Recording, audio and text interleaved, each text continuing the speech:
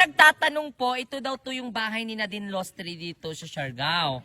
Ayun po yung, pero meron silang vela sa taas at ito po yung, tinatawag nilang gazebo. So, mapapansin nyo yung stairs, low tide kasi ngayon kaya wala masyadong watery. So, pero pag may watery, sabi daw nila ka Nadine Lostri daw to bahay dito sa Siargao. Nadine! Mari! Ano na Mari, nasan ka na? Hoy, for the go! Namista. True pa yarn, Barkada Besh. Wait,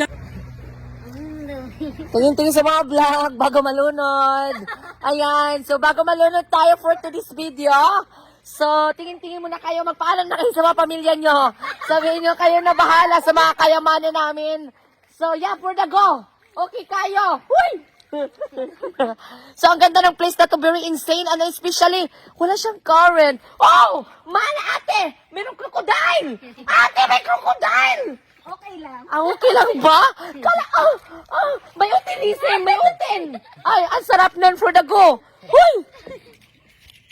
Hi, Doggy Boy. Tingin sa camera, Doggy Boy. Doggy Boy. Huy, para ka namang ano-ano for today's video. Ay, di ba? Ito yung mga kasama ko. Mag-hi kayo sa vlog. Hi!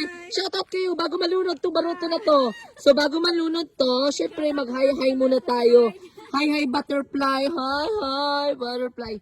Ito pala yung place ni Nadine Lostri. Kasi, nakikita ko kasi sa TikTok na sabi ito daw yung place ni Nadine Lostri. Which is maganda naman ang place.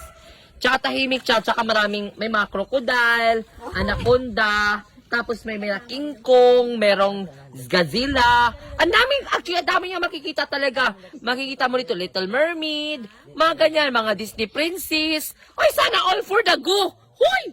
Sana all! Diba ang ganda ng mangrove? Mangrove. So kung mapapansin nyo behind us, hindi akin yan. So, I'm not the owner of this place, but yeah, pwede namang maaarian, di ba? Sabi nga nila, lupa nga na may titulo, maagaw pa nga eh. Juwa pa kayo ng walang resibo. Ay! Walang tala for the go! Nakakasar kayo! Para kayo ano-ano dyan. Ay, di ba? May rutong. Ay. So, ito yung mga kasama ko. Magaganda sila actually kasi walang iba. So, ito, di ba? Nakakatuwa naman yung place. Very optimism yung place, no?